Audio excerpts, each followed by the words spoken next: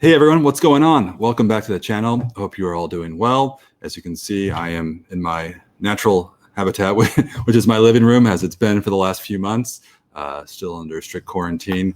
But today I want to break free from that. As you know, at the Scotch Malt Whisky Society, especially at this channel, we tend to do a lot of live streams with members and preview tastings. Today, as you can tell, this is a pre-recorded video, something a little different, because I'm really excited to share. Well, let's just get to it. I think that the title and the description will give it away. We're gonna do something different. It'll be a rare unboxing, and not just an unboxing of any whiskey, but of something pretty special that I picked up just the other day. Well, I should say, I ordered this whiskey a few days ago from the Scotch Malt Whisky Society of America. If you're a member, you've ordered from the past, you know how it works. Typically, it doesn't take very long for the whiskey to arrive. But since I placed this order last week, actually just a few days ago, I've sat in front of my computer and as well as on my phone, and just clicked the refresh button, I think about 1,000 times. I've been tracking this package. I've been so excited. I didn't think I was going to get a chance to try this whiskey, let alone have a bottle.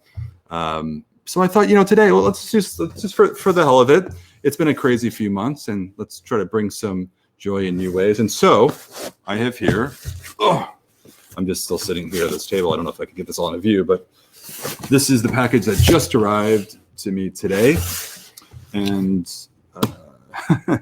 as I said, I'm pretty excited. So what is this? As you can tell from the description below, this is the latest release from our Vaults collection. The Vaults collection is essentially, put it this way, it's a celebration of the rarest casks within the Society's warehouses in Scotland. And roughly, I think today, there are certainly over 10,000, maybe 12, 13,000 different casks residing in the Society's warehouses. And, oh yeah, I should probably, just in case there's some crazies out there, I don't want to show the mailing label. But within all those casks, everyone that's bottled, we try to go at length to ensure that it is of a certain quality. Our tasting panel tastes through everything blindly every week, assesses every whiskey that goes through the process, and ensures that only really the finest of single cask whiskeys are approved for our members. However, there are some, I'm going to try to do this while talking and hopefully not slicing my chest. There are some casks that just stand out as being, I don't want to say more unique, everyone is unique, but rare in the sense that they might be some of the older casks. And in age and whiskey popularity is higher than ever before. Older seems to be harder to come by. They could be casks from lesser known distilleries that we don't often bottle from, or rather acquire casks from. They can be from distilleries from other parts of the world. But nonetheless, I think the common denominator here is really some of the oldest and rarest casks. These casks, once approved, eventually get designated into our Vaults collection series. And as you can tell, I don't know that I've opened one of these shipped before. I've had a couple bottles, but I don't know that I've actually opened one as it comes. So anyway, so today we're gonna be tasting the latest release from the Vaults collection. I'm pretty stoked. It did release here in the US to Society members last week, shy of a week ago now from the time I'm recording this. And I believe there are still a few left. I know a lot of members jumped on it quick. And like I said, I didn't think I'd get a chance to get one, but I'm pretty excited. So I'll just take you through the process. This is the only thing in here is, well, actually, when you order from the Society, depending on how many bottles you get, the box will vary in size. Packing slip shows that it's in there. Great. And then this one, well, I don't want to tip this upside down, and I'm kind of stuck within the frame. But there's a box in a box, and I think there's another box. Let's do this.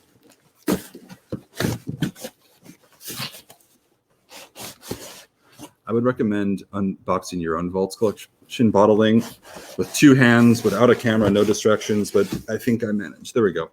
Okay, so we have another box.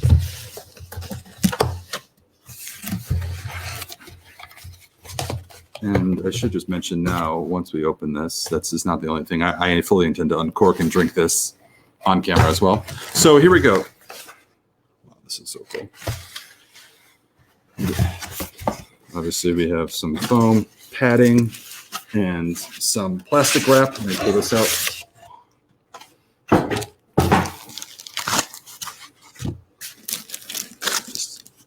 See protection. A lot of these casks from the Vaults collection, of course, being that they are the rarest, are not the. Let's just say they can be pricey based on the rarity and and everything that goes into it. But here we have it. So this is the box. You can see here there's a little window. You can actually read the label through it, but we'll get to that in a second. So really nice wooden box, sturdy, sort of copper details. Let's see, front. The monogram logo, and we have here it says the Vaults collection in different colors, well, black and copper,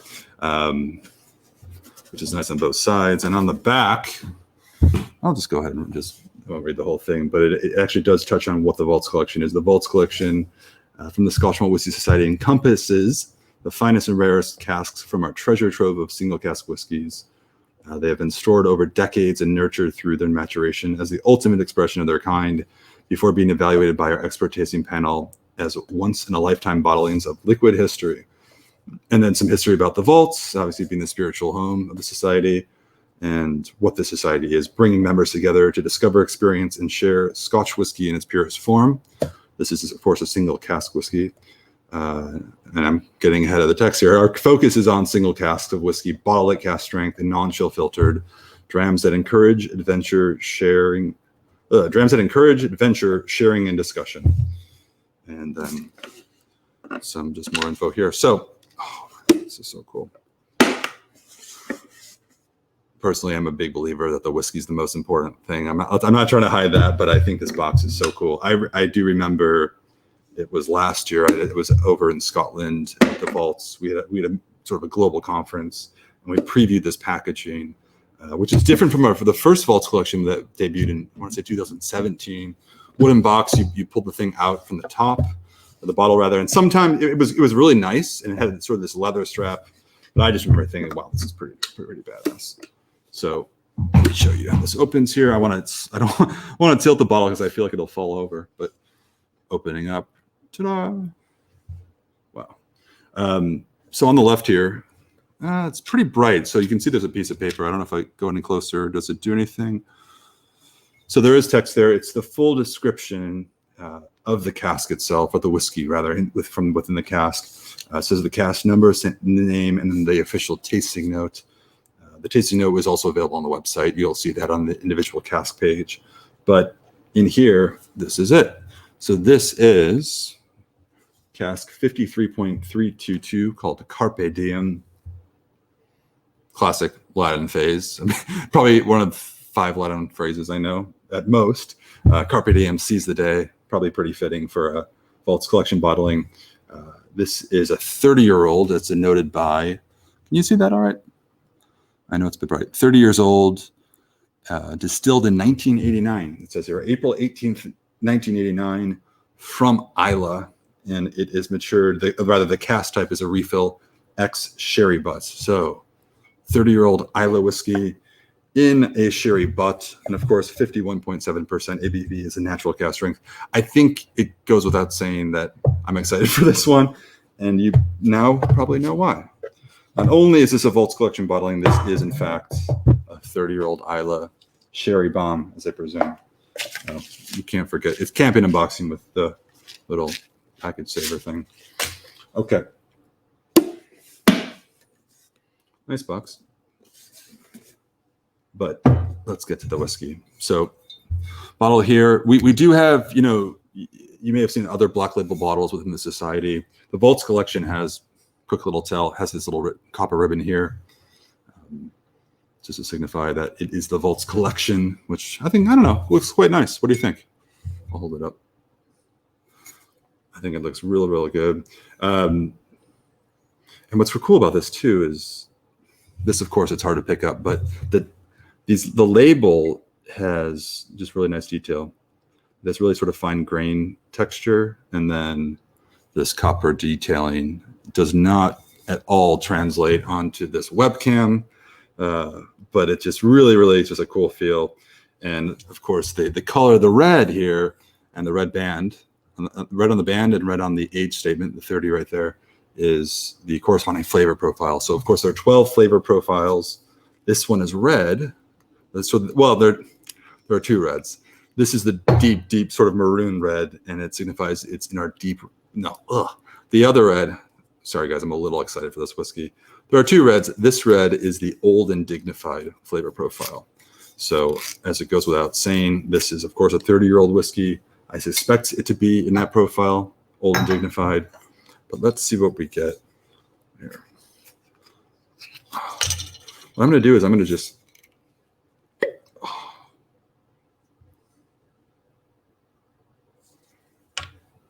yeah, I'm going to pour, I'm going to pour this for a moment. I'm going to still let it sit. And I do that because I think it's important to allow a whiskey time to breathe. I should have elevated the pour just to, oh, there it goes. That's the first pour. I want to give it a moment to breathe after I do a quick little tease nosing.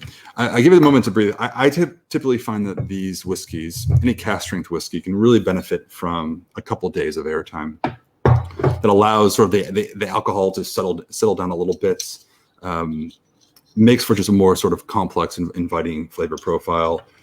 Sometimes with older whiskeys, I just think they're pretty good right out the gates. That's not to say that it can't benefit, but I think right now it'll be it's early and it's late enough, I should say, to give it a go. Man, this is just sounds good. So I'm just sort of preparing for this seemingly religious experience. When it comes to Islay whiskey, this is from distillery 53. We know most of Islay, but not all, but most of Islay whiskey today, or really in recent history, has been known for producing the peated style whiskey, which is the very smoky style. And I love Islay. I love Islay whiskey. I love that classic coastal salinity. And, when peated, just the combination of coastal salinity, salty air, sea breeze, and a bit of sort of that phenolic smoke is just such an evocative flavor profile. But what's interesting with Islay whiskey, typically we enjoy it young and intense and aggressive is sort of the preferred age for a lot. But I think when you allow an Islay cask to just do its thing over a few decades, as we have here, sometimes that smoke tends to subside and we just get a whole different profile. And I think that's what I'm most looking forward to here. This is, of course, an Oloroso sherry butt. It doesn't say Oloroso sherry butt, it just says sherry butt. But when in doubt, Oloroso is the default. We will tend to specify if that's not the case. Let's get into it here. So again, this is probably a little early to taste, or at least to capture it at its best. I think a little bit more time to breathe would probably been suitable. Sort of a deep golden color with a reddish hue. It's not, dark red or black as you see some of these really heavy sherry bombs. This is more of a well-balanced. It's a refill sherry butt, which means that it has been used to age whiskey prior to this liquid here. And I think that's I prefer. Maybe I don't prefer, but I tend to gravitate towards this style, this refill cask with an old whiskey. Sometimes if you have a more active cask that hasn't been used prior, it tends to impart so much character into the spirit that over as much as 30 years, it becomes unbalanced and just really, woody in that sense. So I like a refill cask for 30 years. Let's go into it.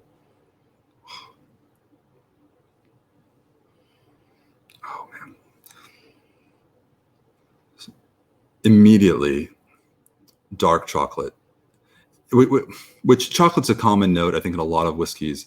But interestingly, there's dark chocolate, a bit of sort of like a bit of lavender. There's a floral note to it, but then the peat smoke comes in, and that's crazy. That's crazy.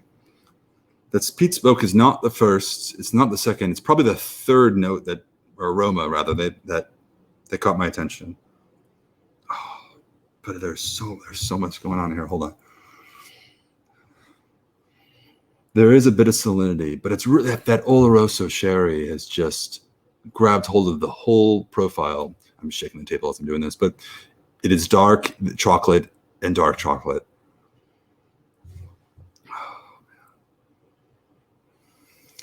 I'm being a little particular here, but a little bit of dampened wood. Like it doesn't, with a lot of Islay whiskey, I tend to find it has a sort of a cold profile. Like it brings me to a place where I feel like I'm standing at the edge of the ocean, the edge of the earth, looking over the ocean. I have to say, just articulating thought when this is in front of you is proving to be pretty difficult. But it tends to have that really sort of aggressive, evocative profile, and it's there. But that sherry is really just sort of balancing it out. I'm getting a lot of old leather. Yeah. That's another common note with these older whiskeys, but leather, like really worn leather, mixed with dark chocolate, cracked sea salt a little bit. But I have to tell you that the peat smoke is really, really faint.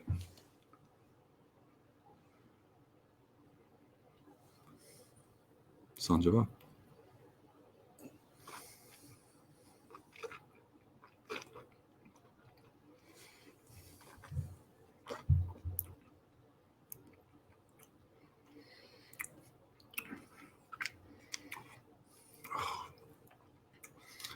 Having one of those moments where I just wish, I wish I could have this every day, but then again, this day wouldn't be special.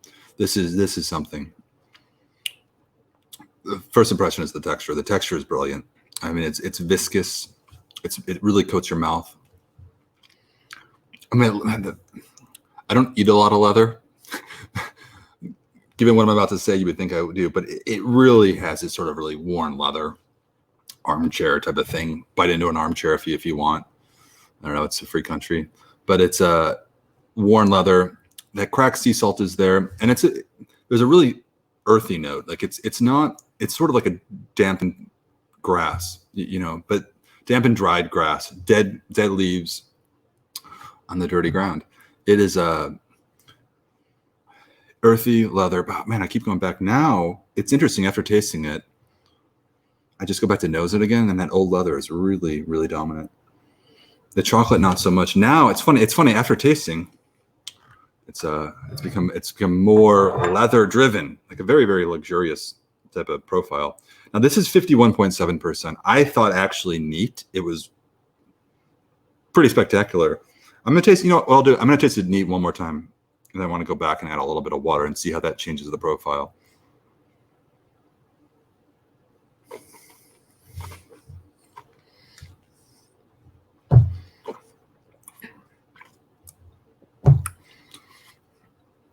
I love that this is a refill sherry cask. I know I talked about it a moment ago. I love the interplay between the sort of gentle cask maturation. It's a sherry cask nonetheless, and you can tell it's by the natural color. It's definitely sherry influenced over the time. But the sherry notes of dark fruit, clove, a bit of cinnamon. There is that classic sort of nutmeg, cinnamon, baking spice type of note to it. I love how that's so well balanced with the sort of earthy, rugged, coastal profile of the Islay spirit beneath it. And I gotta tell you, the peat smoke is really, really subtle here. And I don't know that I would want it to be any stronger. I really enjoy a young, aggressive peated whiskey, especially from Islay. But with this, I love the subtle, sort of complexities and that interplay between the sherry and the peat. It's wild. I'm doing this here on camera, as you can in front of you guys, but this is one that I need to sort of shut off the lights, not think, or rather not talk. And I hear myself talk, just think about it. It is phenomenal. Add a little bit of water. I brought out the fancy plastic dropper. Added a few drops here. That brings out sort of like a red candied, like almost like a confectionery sugar type of aroma. Sometimes when you just add a drop of water to the whiskey, or a few drops in this case, immediately knows it. You'll capture all of the aromas. I suppose it mellows that chocolate a little bit, brings out a bit of confectionery sugar, and Now I'm getting more and more into, I think, the coastal spirit beneath it. It's funny when you just sort of reduce the presence of the alcohol. I mean, to the nose. I'm getting more of the spirit's character beneath it. It's coming through much more clearly. Wow. What a whiskey.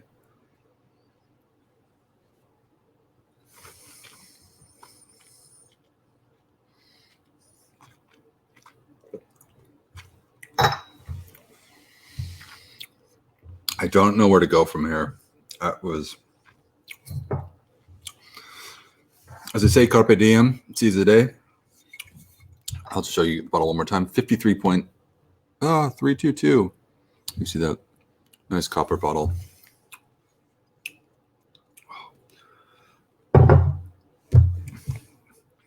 What do you even say? I mean, you guys tell me something like this: 30-year-old Islay whiskey and cherry, but exactly as I would want.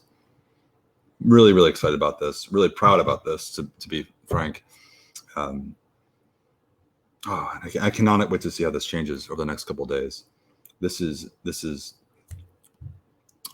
It's a oh man whiskey, as they say. So anyway, I'm gonna go have a moment with this whiskey. I think I'll do that in private. Leave you guys to it. If you have any questions, drop a comment below. We'll talk about it. Talk about whiskey. Talk about Islay. Let's talk about Scotch Malt Whiskey Society, of course. Here to do that. So thanks for tuning in, and cheers.